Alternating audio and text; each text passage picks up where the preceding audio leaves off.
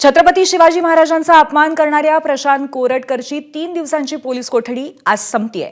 Kolhapur police आज जिल्हा सत्र न्यायालयासमोर प्रशांत कोरटकरला पुन्हा एकदा हजर करतील।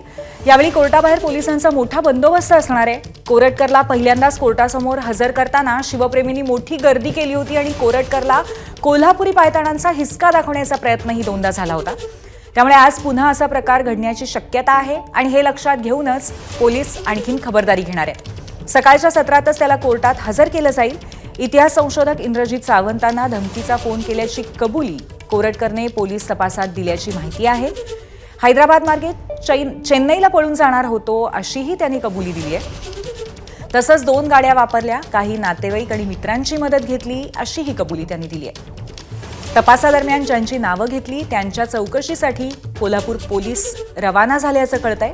त्यामुळे आज ही सगळी माहिती कोर्टामध्ये सादर केली जाईल आणि पुन्हा एकदा प्रशांत कोरटकरची पोलीस कोठडी 7 दिवसांनी वाढवून मागण्याची आता शक्यता आहे।